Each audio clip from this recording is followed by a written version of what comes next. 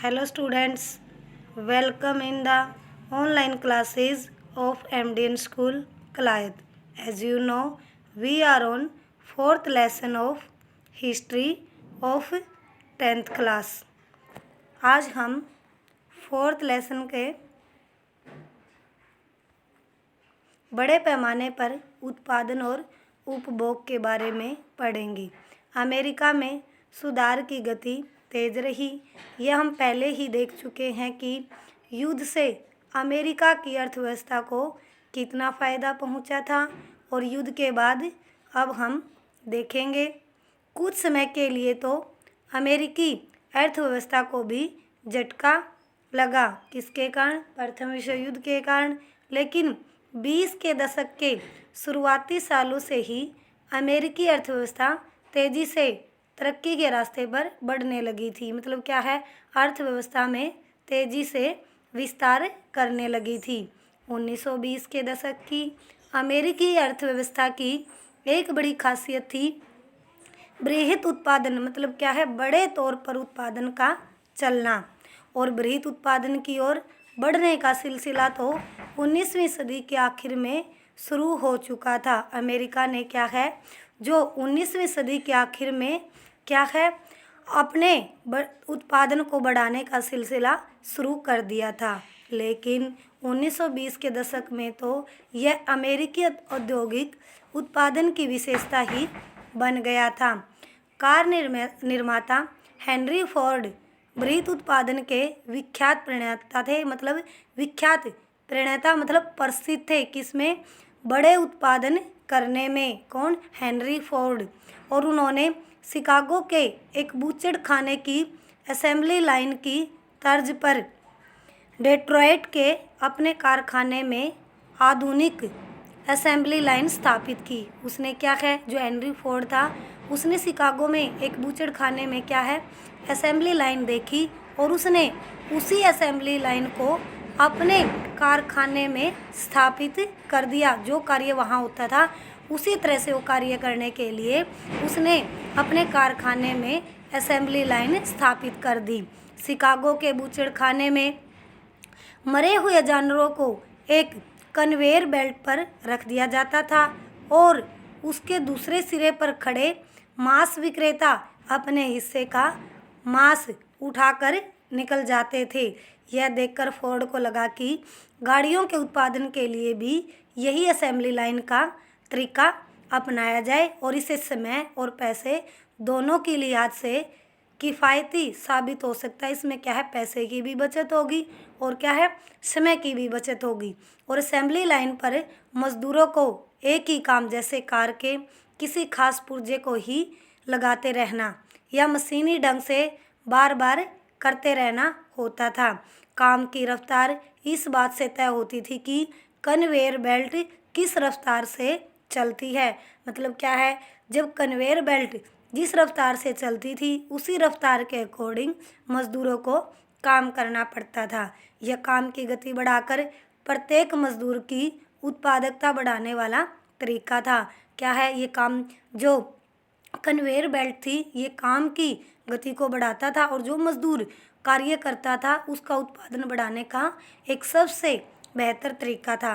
Conveyor belt के साथ खड़े होने के बाद कोई मजदूर अपने काम में ढील करने या कुछ पल के लिए भी अवकाश लेने का जोखिम नहीं उठा सकता था क्योंकि ये कन्वेयर बेल्ट तेज़ी से चलती थी और क्या है इसमें तेज़ी से कार्य करना पड़ता था। और तो और इस व्यवस्था में मजदूर अपने साथियों के साथ बातचीत भी नहीं कर सकते थे। कहने का अर्थ है कन्वेयर बेल्ट में क्या है काम करना जल्दी से जल्दी काम करना पड़ता था। इसमें 1 मिनट की भी फुर्सत नहीं लगती थी और इसका नतीजा यह हुआ कि हेनरी फोर्ड के कारखाने की असेंबली लाइनें से हर 3 मिनट में एक कार तैयार होकर निकलने लगी। किसके द्वारा?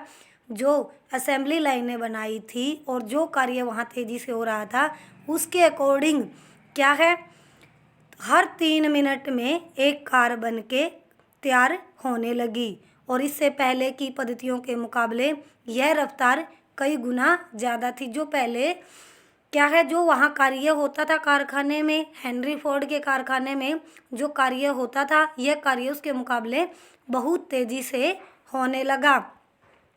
और क्या था, सबसे पहले टी मॉडल नामक कार वृहत उत्पादन पद्धति से बनी पहली कार थी। सबसे पहली कौन सी कार का मॉडल बना था, ये टी मॉडल नामक कार बनाई गई थी। शुरुआत में फोर्ड फैक्ट्री के मजदूरों को असेंबली लाइन पर पैदा होने वाली थकान झेलने में काफ़ी मुश्किल महसूस हुई, क्योंकि क्या है, जो कन्वेयर बेल्ट वाली मशीन थी वो तेज़ी से चलती थी और उस पर क्या है, तेज़ी से कार्य करना पड़ता था। इससे क्या है, मजदूर थक जाते थे, थकान महसूस करने लग जाते थे, क्योंकि वे उसकी रफ्तार को किसी भी तरह नियंत्रित नहीं कर सकते थे, क्योंकि वो तेज़ी से चलती थी और उसके चलने के अकॉर्डिंग कार्य करना पड़ता था। बहुत सारे मजदूरों ने काम छोड़ दिया और इस चुनौती से निपटने के लिए फोर्ड ने हताश होकर जनवरी 1914 से वेतन दुगना यानी $5 प्रतिदिन कर दिया। क्या है, जब मजदूरों ने काम करने के लिए मना कर दिया, वो फैक्ट्री छोड़ दी, तो हेनरी फोर्ड ने क्या किया भाई, क्या है, उसने जनवरी 1914 से वेतन को, मजदूरों का जो वेतन है वो दुगना कर दिया, यानी $5 प्रतिदिन कर दिया। साथ ही उन्होंने अपने कारखानों में ट्रेड यूनियन गतिविधियों पर भी पाबंदी लगा दी। उसके लिए उन्होंने जो नियम थे, कानून थे, वो बना दिए। और तनख्वाह बढ़ाने से हेनरी फोर्ड के मुनाफे में जो कमी आई थी उसकी भरपाई करने के लिए वो अपनी असेंबली लाइन की रफ्तार बार बार बढ़ाने लगे। कहने का अर्थ है भाई, जब तनख्वाह तो बढ़ा दी हेनरी फोर्ड ने, फिर जो उसके मुनाफे में तनख्वाह बढ़ाने से कमी आ रही थी, उस कमी की भरपाई, जो कमी आ रही थी उस कमी की भरपाई करने के लिए हेनरी फोर्ड ने क्या किया, असेंबली लाइन की रफ्तार बार बार बढ़ाने लगे।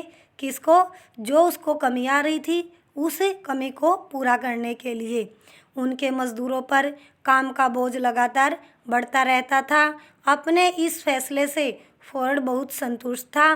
कुछ समय बाद उन्होंने कहा था कि लागत कम करने के लिए अपनी ज़िंदगी में उन्होंने इससे अच्छा फैसला कभी नहीं लिया।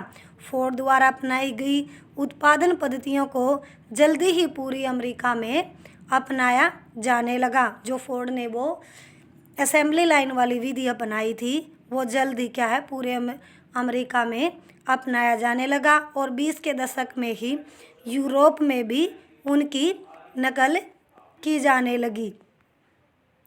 वृहत उत्पादन पद्धति ने इंजीनियरिंग आधारित चीज़ों की लागत और कीमत में कमी ला दी।